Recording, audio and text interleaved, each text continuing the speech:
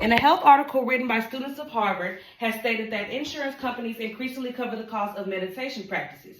Are you guys aware of that? No, ma'am. Of course not. That's because they're greedy, and they advertise that because of the financial benefits that they reap for repressing any health information or any health conditions of people rather than researching and healing them. This evening, my purpose is to help advise you on the knowledge that I have gained on mindfulness and meditation. Not only have I done the research myself, but along my spiritual journey, I have experienced my own self-realizations by practicing mindfulness and meditation techniques for the past 6 years.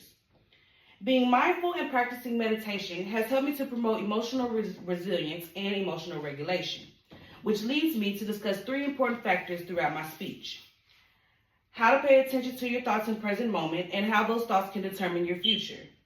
How there are many different techniques that will help you to manage stress, and also how mindfulness and meditation can improve your physical health by staying consistent and committed.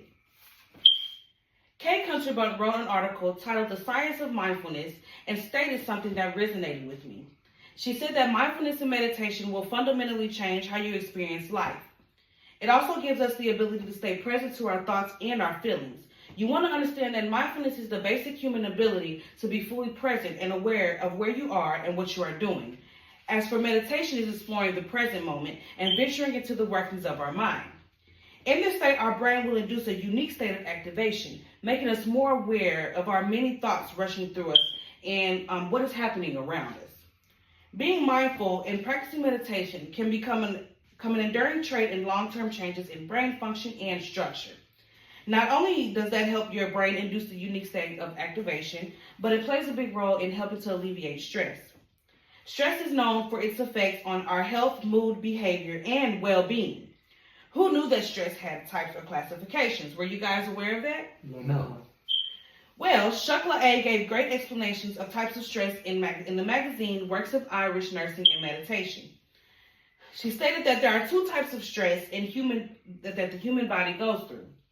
One being short-term stress, which the human body can cope with for minimal effects such as facial breakouts and hair loss.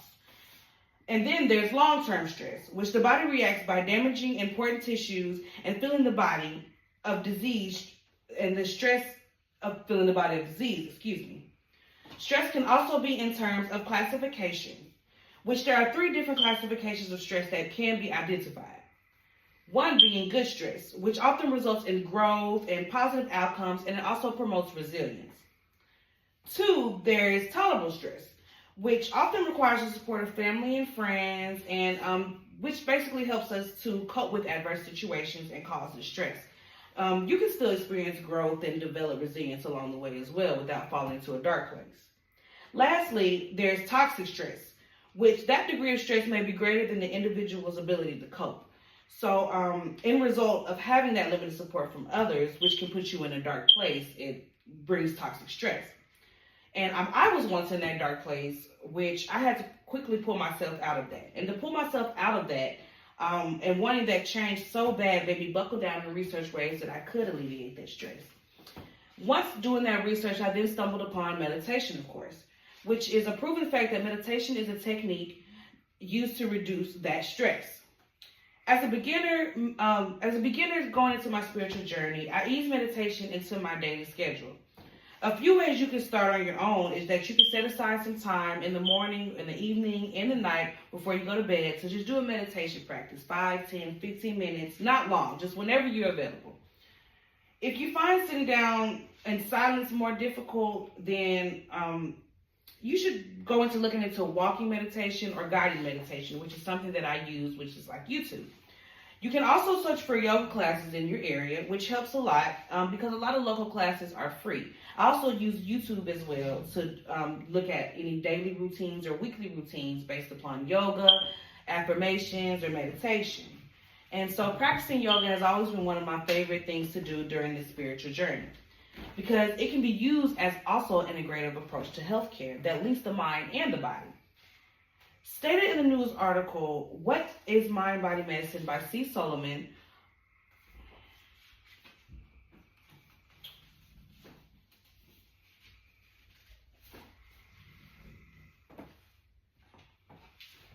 What is Mind, Body, Mind Medicine by C. Solomon? It states that our thoughts, emotion, and behavior significantly impact our physical health.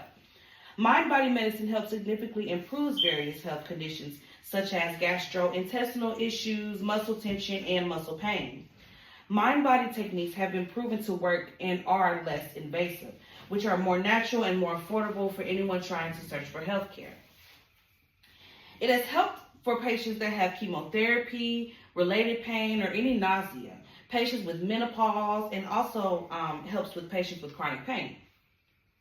Mind-body medicine can also offer a holistic approach to health, addressing mental and emotional well-being through a variety of techniques. A few examples could be cognitive therapy, which focuses on identifying and changing negative thoughts and patterns. Journaling can be one, which is basically self-explanatory. You just write down your feelings to get a deeper, meaningful intention of where they're really coming from.